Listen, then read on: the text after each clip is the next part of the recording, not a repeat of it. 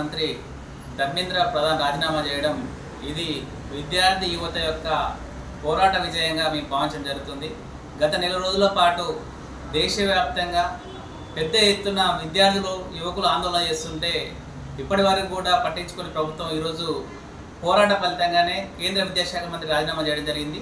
ఢిల్లీలో జంతర్ మంతర్ వద్ద విద్యార్థులు అదేవిధంగా ప్రముఖ సామాజికవేత్తలు సోనం వాంగ్చుక్ కూడా 22 రోజులు అమాని దీక్ష చేసిండు. ఆ తర్వాత విద్యార్థులు ఎస్ఎఫ్ఐ డివైఎఫ్ఐ అనేక మంది అక్కడ అమాని దీక్ష అదేవిధంగా వివిధ సందర్భంగా పోరాటం చేస్తుంటే అనేక మంది సోషల్ మీడియాలో వీళ్ళంతా దేశద్రోహులు అని చెప్పి వీళ్ళకు చైనా ఏజెంట్లు అని చెప్పి పాకిస్తాన్ నుంచి డబ్బులు వస్తున్నాయని చెప్పి అనేక ప్రలాపనాలు పలకడం జరిగింది. కానీ ఆఖరికి కేంద్ర ప్రభుత్వమే ఎటువంటి ఫండింగ్ రాలేదు, ఇదంతా కూడా ఇక్కడి పోరాట ఫలితం అని చెప్పి కూడా డైరెక్ట్ ప్రకటించడం జరిగింది.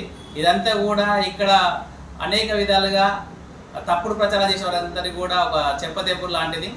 అయితే ఈ పోరాటంలో పాల్గొన్న వారందరినీ కూడా ఈ సందర్భంగా మేము అభినందించడం జరుగుతుంది.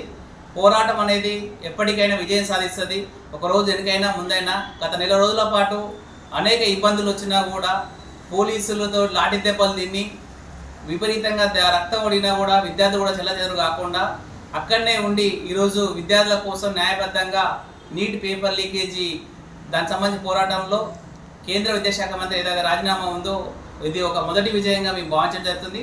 అదేవిధంగా ఈ నీట్ పేపర్ లీకేజ్ వల్ల చనిపోయిన విద్యార్థుల కుటుంబాలని ఆదుకోవాలని చెప్పి అదేవిధంగా ఎన్టీఏ నేషనల్ టెస్టింగ్ ఏజెన్సీ ఏదైతే ఈ ఎగ్జామ్ నిర్వహిస్తుందో దీనివల్ల అనేక పేపర్ లీకేజ్ అయితే కనుక దీన్ని మొత్తం రద్దు చేయాలి, దీని ద్వారా పరీక్షలు నిర్వహించొద్దని చెప్పి ఈ సందర్భంగా మేము డిమాండ్ చేస్తూ భవిష్యత్తులో ఆ 2 అంశాల మీద పోరాటం కొనసాగిస్తామని చెప్పి ఈ పోరాటంలో భాగస్వామ్యులందరికీ కూడా అభినందన తెలియజేసుకుంటూ పోరాటం ఎప్పటికైనా కొనసాగించాలని ప్రజల పక్షాన విద్యార్థి యువజన పక్షాల పోరాటాలు కొనసాగించాలని ఈ సందర్భంగా తెలియజేయడం జరుగుతుంది.